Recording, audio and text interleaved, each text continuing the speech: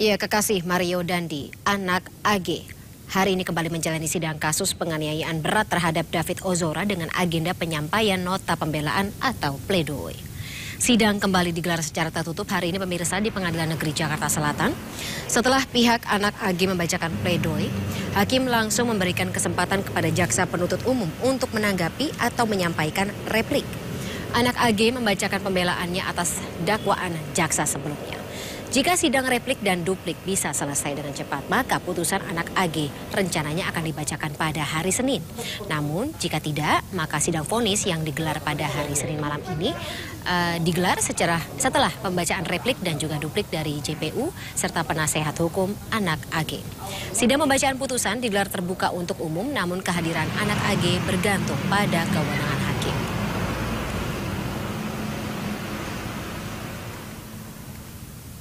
Nah, dengan asumsi demikian, maka hari ini tuntas sudah jawab antara PH dengan penuntut umum. Hari Senin sudah masuk ke putusan. Atau bisa jadi, misalkan sore nanti tanggapan tertulis dari jaksa A, minta tertulis ya nanti malam atau nanti sore, karena harus diskors ini kan menyiapkan tertulis. Nah, nanti bisa saja kalau waktunya nanti nggak cukup, pledoinya bisa Senin pagi. Tapi tetap harus diputus hari Senin. Misalnya Senin malam. Nah, diskors dulu. Itu beberapa kemungkinan yang bisa saja terjadi. Nah, itu nanti dinamika. Hari ini kami sudah mengajukan nota pembelaan. Nota pembelaan kami bagi menjadi 3. Karena sesuai dengan pasal 60 Undang-Undang SPPA, maka kami tim penasihat hukum mengajukan sendiri. Orang tua dari anak AG juga membacakan pledoinya sendiri yang disusun sendiri, sama anak tadi menyampaikan sebagaimana perasaannya terhadap persidangan dan perkara ini. Dia juga menyampaikan selalu dan mengulang-ulang terkait doanya terhadap anak David. Berarti AG tadi menyampaikan secara langsung. AG menyampaikan secara langsung sendiri juga pembelaannya. Fakta yang Fakta-faktanya, maaf banget sekali lagi nanti mungkin bisa dilihat pada saat sidang hari Senin mungkin. Karena hakim pasti akan mempertimbangkan semuanya baik dari tuntutan maupun dari pledoi yang kami ajukan hari ini. Kalau inti pledoinya apa sih, Bang? Intinya hari Senin, Mas. Kami belum bisa sampaikan sampai hakim sendiri yang membacakan putusan. Udah mana undang-undang. AG sendiri bagaimana, Bang? AG ya kondisinya pasti kalau hadir tadi pasti dia sehat. Namun memang di pembacaan pledoi tadi beliau menangis, dan tadi ada Mbak Melisa juga. Kami selalu welcome dan menerima pihak korban, anak David selalu hadir juga dalam persidangan, melihat langsung. Ada pamannya, ada Mbak Melisa, tapi tadi kayaknya sepertinya hanya Mbak Melisa yang ada di dalam. Lebih itu. Tapi intinya salah satu dari pledoi itu menyebutkan kalau permintaan maaf kepada pihak korban. Pasti, itu baik dari orang tua, dari kami juga tim PH menyatakan prihatin dan memohon maaf terhadap keadaan yang menimpa anak David. Ya, sebelumnya anak berkonflik dengan hukum AG dituntut 4 tahun penjara dalam kasus penganiayaan berat David Ozora. Tuntutan ini berdasarkan sejumlah pertimbangan yang meringankan, salah satunya anak AG berusia masih muda.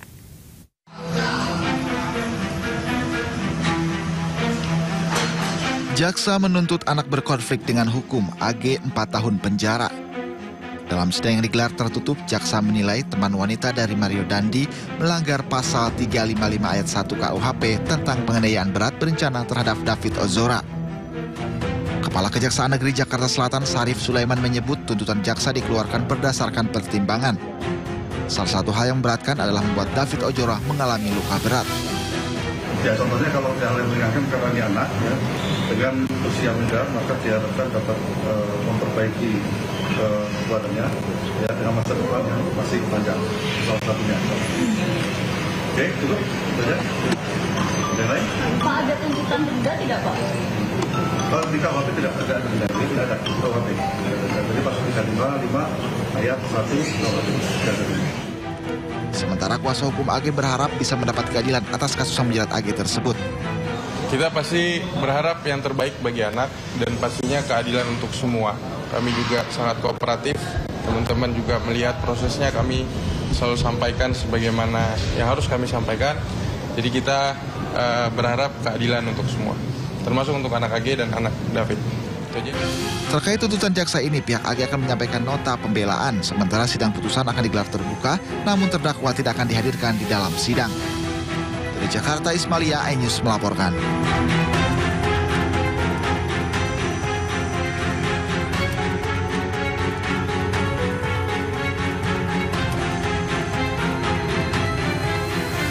Jaksa penuntut umum kemarin sudah menyampaikan tuntutan terkait anak AG itu ada 10 kesimpulan analisa fakta yang menunjukkan kesalahan dari anak berkonflik hukum AG.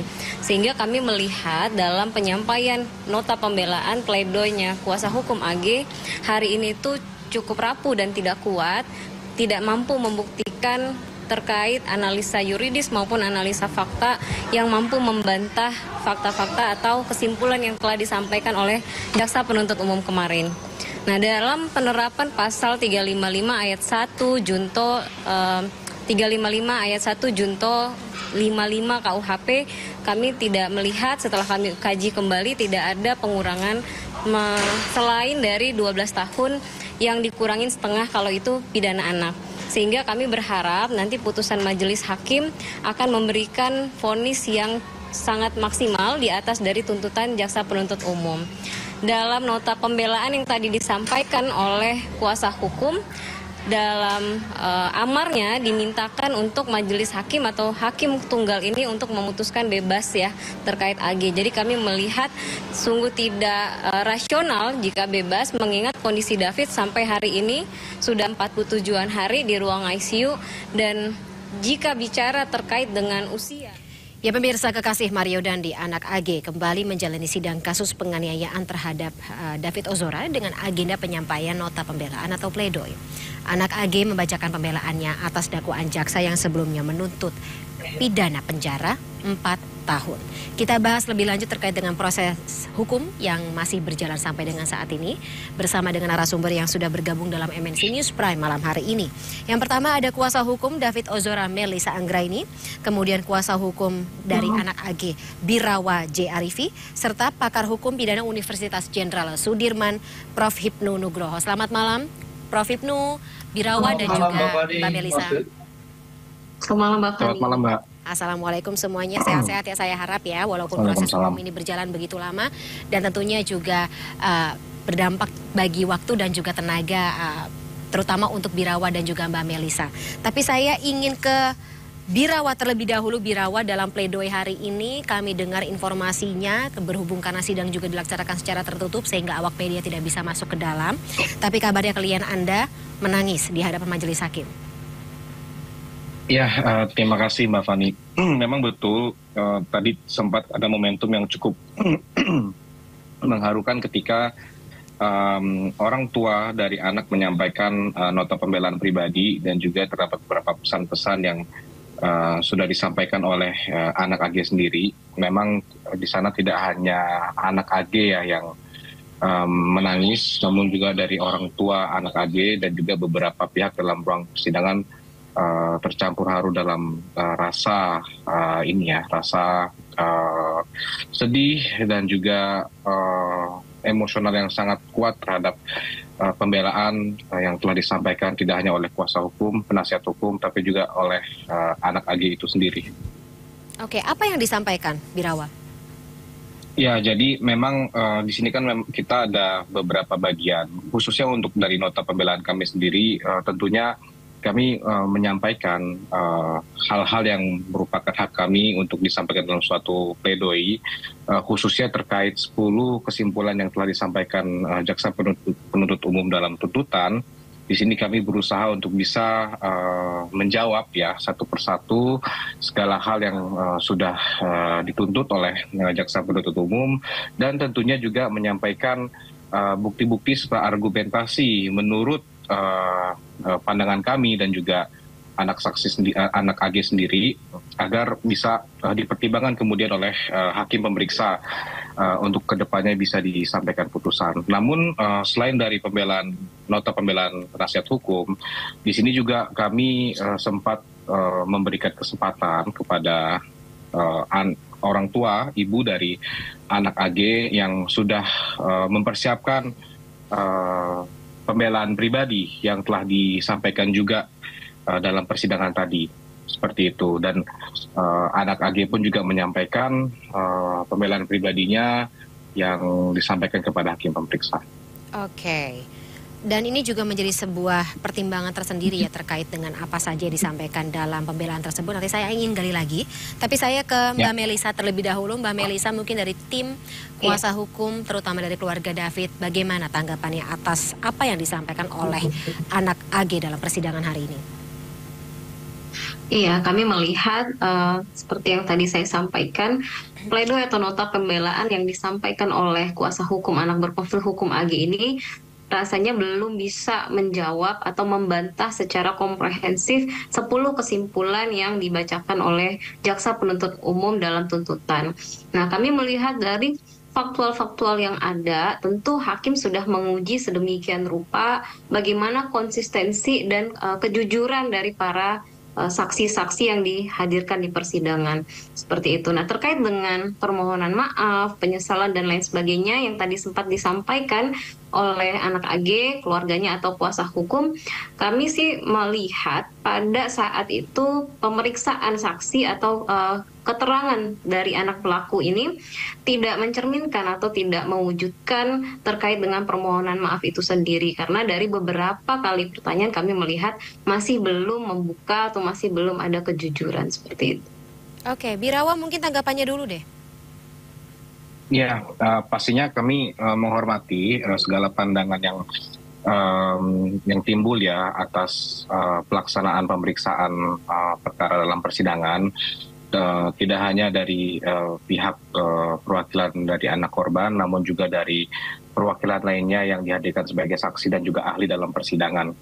Namun pada prinsipnya kami juga berpegang teguh pada hak penyampaian nota pembelaan kami yang sudah disampaikan hari ini, dan kami berharap kedepannya pledoi ini dapat dipertimbangkan oleh hakim pemeriksa agar dapat mencapai keadilan nantinya ketika putusan dibacakan pada hari Senin. Oke, tapi mungkin bisa dijelaskan oleh Mbak Melisa deh, biar sekalian nanti saya akan konfrontir atau konfirmasi kepada Birawa. Poin-poin apa saja menurut Mbak Melisa yang dirasa kurang, atau menurut Mbak Melisa ini tidak sesuai dengan permintaan maaf yang sebenarnya seharusnya ya kita dalami atau kita kenal bersama? Iya, kalau terkait dengan keterangan apa-apa saja itu mungkin sudah masuk kepada pokok dalam persidangan yang mungkin tidak bisa kita buka di sini. Nanti dalam putusan akan dijabarkan secara lengkap oleh majelis, oleh hakim tunggal. Tapi gambaran besarnya adalah pada proses pemeriksaan yang dilakukan 2 hari berturut-turut oleh majelis hakim tunggal, ini kan sudah diuji dan sudah dikonfrontir dengan saksi-saksi yang lain. Nah, di situ kita melihat banyak dari kesaksian ataupun keterangan terdakwa yang tidak bersesuaian seperti itu, sehingga dari 10 kesimpulan yang disampaikan oleh JPU dalam tuntutannya, tidak ada hal-hal yang meringankan bagi anak berkonflik hukum AG ini. Satu-satunya hal yang meringankan dia hanyalah usianya yang masih 15 tahun dan dia masih memiliki masa depan yang cukup panjang. Dan itu cukup ironis bagi kami, karena di satu sisi hal yang memberatkan adalah kondisi anak korban yang kemungkinan cacat permanen, luka berat dan lain sebagainya, tapi di satu sisi yang meringankan adalah mempertimbangkan masa depan anak korban, anak pelaku. Seperti itu, Mbak Fani. Baik, walaupun tuntutannya bisa dikatakan ya kurang dari maksimal tuntutan yang dialamatkan gitu atas pasal yang dialamatkan kepada AG gitu, 4 tahun. Ini juga menjadi benar. Gimana?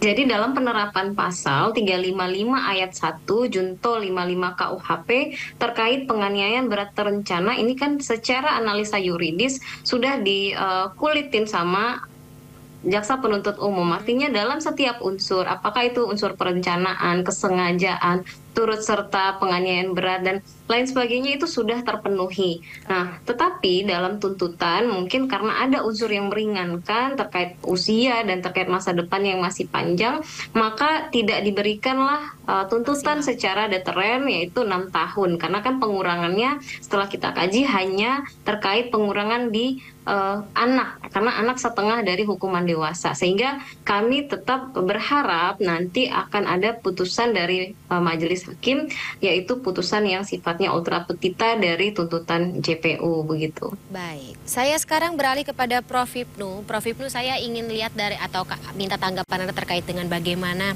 sebuah kekuatan dari pledoi, terutama ketika menghadapi atau melihat persidangan atas seorang pelaku atau anak berkonflik dengan hukum. Sekuat apa, Prof? Ya, ini Mbak, peradilan kita itu adalah peradilan yang equal. Jadi bukan peradilan yang berdasarkan pada sistem inquisitur, tapi sebagai akusatur. Artinya gini, seorang terdakwa itu bukan lagi sebagai objek, tapi sebagai subjek. Ya, begitu sebagai subjek, maka dalam suatu equal peradilan diberikan kewenangan suatu pledoi, pembelaan. Nah, pembelaan ini juga bukan berarti pembelaan tanpa logika, tanpa aturan, tapi pembelaan yang berdasar pada bukti dan rumusan yang ada. Kan begitu. Karena apa? Konsep pembelaan itu sebetulnya bukan pembelaan membabi buta, Mbak. Tapi sebagai penegak hukum, dalam hal itu penasihat hukum, itu dalam rangka mencari kebenaran, mencari titik temu. Jadi kalau memang sampai salah, atau kaitannya unsur sudah terbukti, agak sulit. Ini, jadi fungsi penasihat hukum adalah mencari kebenaran material, membantu penegak hukum untuk mengkerucutkan sebagai bentuk asas akusatur. Sehingga tidak ada suatu kesesatan hukum. Tidak ada sesuatu kekeliruan hukum. Itu fungsi penasihat hukum di dalam pledoi. Dengan demikian pledoi ini sebaiknya memang berdasar pada rumusan yang diajukan oleh penuntut umum. Dengan demikian mengkupas, jadi tidak keluar pada rel, pada tuntutan yang dilakukan oleh penuntut umum. Dengan demikian kalau sudah masuk pada suatu bukti-bukti yang diungkapkan, antara bukti bernilai atau tidak bernilai, bukti kaitannya dengan relasi kuasa antara Mario dengan AG yang karena sebagai mantan pacar dan sebagainya, itu juga sebagai kekuatan yang mungkin tidak mampu bergerak, mungkin tidak mau menolak. Ada relasi kuasa gitu. Relasi kuasa, mau tidak mau di situ merekam, membiarkan. Nah, ini juga menjadikan suatu pertimbangan, Mbak. Karena apapun yang terjadi, tampaknya Mario ini mempunyai kekuatan yang luar biasa. Sehingga mantan pacar pun juga mau tidak mau ikut di dalam suatu kejahatan yang bersangkutan. Ini yang harus disampaikan oleh penasihat hukum dalam rangka relasi kuasa ini, sehingga tidak mampu bergerak. Tapi terhadap kejahatan ansihnya sebagai kejahatan 355 itu suatu saat sudah terbukti sama sekali. Tidak terelakkan. Tapi kemampuan untuk menolak, kemampuan untuk menghindar, itu yang saya kira menjadikan suatu titik tolak bagi PH untuk bisa paling tidak meringankan dari tuntutan penuntut umum. Apalagi kalau kita bicara mengenai subjeknya, kalau pasti akan dibedakan ketika seorang pelaku atau pelaku penganiayaan ini sudah berusia dewasa, kemudian juga katakanlah secara logika bisa memutuskan segala sesuatunya dengan kepala jernih, instead of anak-anak, seperti itu juga bisa jadi pertimbangan kah, Prof. Hipnu? Bisa. Makanya di sini kapasitas anaknya itu sebetulnya seperti apa? Apakah umur 15? Maka ini permasalahannya kan gini kan, ini kan anak. Tapi kejahatan itu bukan sebagai kejahatan anak, Mbak, sebagai kejahatan orang dewasa. Ini yang harus menjadikan fokus kita. Jadi kejahatan perencanaan dengan penganiayaan berat itu suatu luar biasa. Bahkan di bukti yang ada itu hentinya suatu kejahatan itu antar faktor lain. Ini yang menjadikan kuasa hukum korban itu tidak henti-hentinya untuk bagaimana memaksimalkan itu. Karena suatu yang luar biasa, harusnya kan penganiayaan cukup berat selesai, dihindarkan atau berhentian itu. Ini enggak, terus-menerus loh kalau kita lihat di media loh. Sehingga berhentinya suatu penganiayaan itu karena faktor lain, bukan karena kehendak sendiri dari pada si Mario. Ini yang menjadi catatan. Sehingga oleh karena itu AG di sini juga mau tidak mau mengikuti apa yang dilakukan oleh Mario. Nah, relasi kuasa ini yang saya kira menjadikan suatu pertimbangan khusus sehingga mudah-mudahan AG ini diputus ya mungkin lebih ringan ya, lebih ringan dari tuntutan jaksa, karena tuntutan jaksa itu saya kira sudah bagus sekali, karena kalau tadi Mbak Melisa mengatakan bahwa tuntutan seorang anak adalah maksimal setengah dari ancaman yang dirumuskan dalam pasal yang didakwakan. Pasal yang didakwakan adalah 12 tahun. Sehingga kalau kita konsisten 6 tahun. Nah, penuntut umum hanya menuntut 4 tahun. Khusus AG. Nah, ini yang saya kira menjadikan suatu jaksa penuntut umum sudah melihat bagaimana tentang anak. Karena gini Mbak, seandainya itu nanti diputus, AG ini kan 15, dituntut misalkan 4 tahun, berarti kan 19 tahun. Itu masih bisa berkarir di masa depannya. Spiritnya kan seperti itu. Jadi spirit peradilan anak itu masih punya kesempatan untuk masa depannya. Sehingga kalau kita lihat dalam Undang-Undang Peradilan Anak, seorang anak tidak ada pidana mati, tidak ada seumur hidup, tidak ada 20 tahun. Maksimal adalah 10 tahun penjara. Penjara itu sebagai ultimum remedium. Sehingga kalau bisa hanya peringatan, pidana kerja, kan begitu Mbak.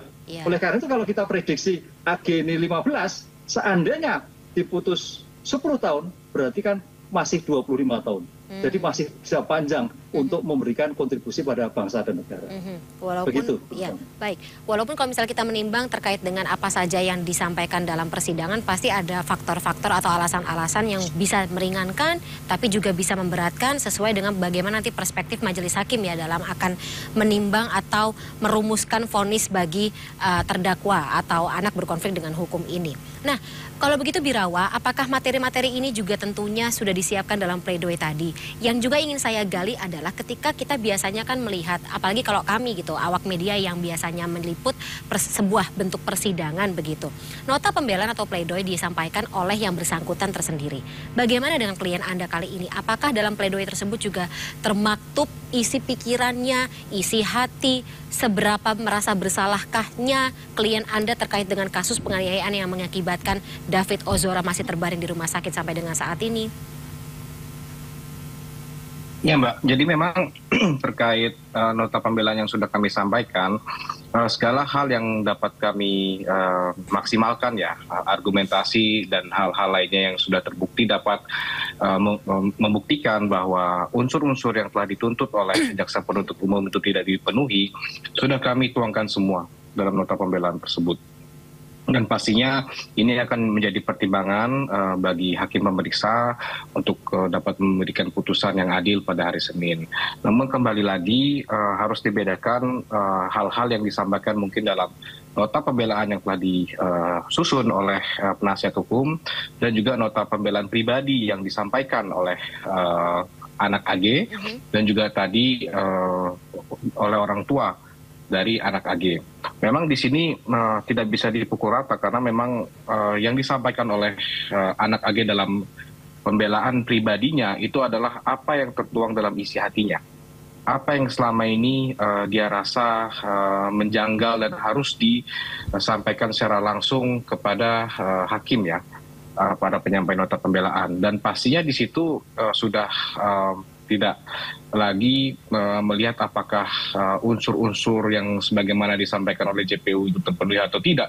Tapi kembali lagi di sini sosok dari anak ini yang memang terlibat dalam proses hukumnya yang sangat panjang dan juga sekarang bersatu sebagai anak yang berkonflik dengan hukum, ini kan suatu hal yang tidak wajar bagi seorang anak untuk dilewati, sehingga pada kesempatan ini semua hal-hal yang dirasakan oleh anak AG, rasa penyesalan, rasa permohonan maaf dan juga hal-hal lainnya yang dapat dijadikan sebagai pertimbangan ya oleh hakim untuk mengadili perkara ini disampaikan oleh anak AG secara langsung pada pembelaan pribadinya. Oke, nah Mbak Melisa dengan menimbang apa yang disampaikan oleh AG secara langsung, anak AG secara langsung begitu dalam nota pembelaannya di persidangan. Kemudian juga tadi menimbang bagaimana Prof. Ibnu telah memberikan perspektifnya terkait dengan apapun yang terjadi dalam kasus penganiayaan ini, kita juga tetap ya setidaknya mempertimbangkan terkait dengan adanya potensi relasi kuasa, kemudian juga bagaimana anak AG bersikap dan juga sejernih apa ia bisa menimbang tindakan ini benar atau salah seperti itu. Dari keluarga sendiri melihatnya seperti apa ketika jalannya persidangan dan juga melihat bagaimana nota pembelaan tersebut disampaikan. Tapi tahan dulu jawabannya Mbak Melisa, Prof. Ibnu dan juga Birawa. Kita akan gali lebih lanjut di segmen berikut. MSC News Prime masih akan jeda sesaat. Tetaplah bersama kami.